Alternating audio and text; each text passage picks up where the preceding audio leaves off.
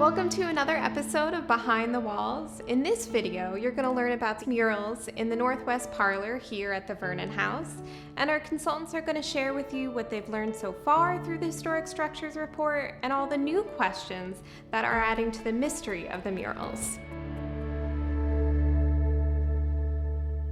One of the most amazing and remarkable things about the Vernon House are these murals, because they are so unusual and they are so rare, and they're such a rare survivor of the early 18th century. Well, it's a pretty amazing feature of the building that we're still trying hard to understand when it was done. This room was paneled in the Georgian style in 1758 or 59, around then. And what happened is that they were covered up.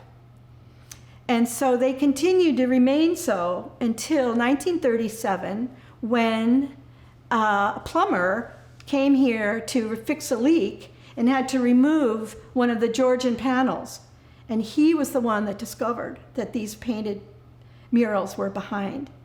It's an unusual feature. There's not many buildings that have anything like that in the American colonies, and what were then the American colonies.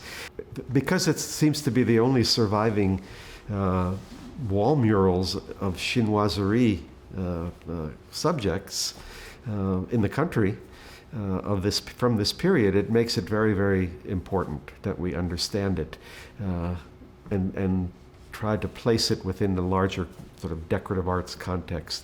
In the early 18th century in the Boston area, there was a real fascination with Chinese decoration. And there came a process known as Japanning, which was a method of decorating furniture and other objects to make them look like they were from China. So it was a huge big deal, and there were very talented people that were doing this work. A lot of them were trained in England, and they were coming over to Boston and plying their trade and making livings for themselves. And we know a lot about the furniture makers and about the decorators.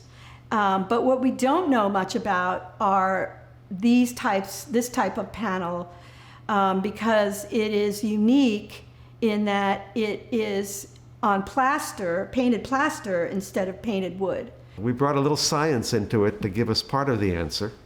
To determine, we noticed that the murals are painted on the same kind of plaster that we found in the other three rooms of the original 1710 house.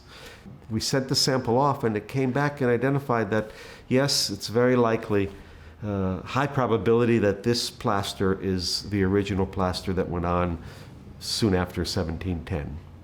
And so the question always then leads to who painted it.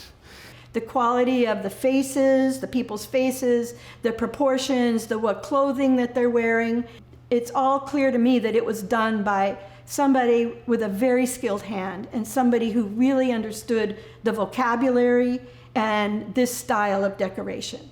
The next question, probably to take place in the next stage of the investigation of that and conservation of those murals, is when did the paint go on? We're hoping through further investigation, both looking at primary documentation and also using scientific investigation, which would allow us to perhaps understand a little bit more what the pigments were, and that perhaps could help us date the mural, and also any binders might help us, being organic materials might also help us to make a closer date for when they were executed. Those are still details that we don't have the answers to. We're searching still, but we don't quite have them, and we're hoping that some really sophisticated technology will be able to do that level of analysis on the paints that are in the mural. I sort of feel like these murals, considering their importance, are not as well known as they could be. I think it's an amazing document of early American life. Our plan for the future is to conduct further investigation on these panels We would like to thank Myron and Christine for their enthusiasm. The murals are indeed an extraordinary feature of Vernon House, and in the future, we hope to invite you to visit the house and see them in person.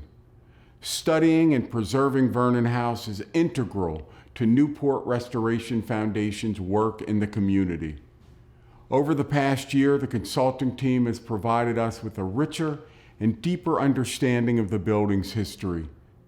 They've also given us a roadmap to ensure that we can take care of the house moving forward. Vernon House has the potential to be a vibrant community resource, a safe and welcoming place for everyone to enjoy. But first, we need to protect it. In order to undertake the restoration of the house, we must address some of the basics. For instance, repairing structural deficiencies, upgrading the wiring and lighting, and making the space accessible for people with disabilities. Please consider supporting this project today as we endeavor to preserve what Newport cannot afford to lose. Thank you for following along on this journey and for caring about Newport's historic treasures.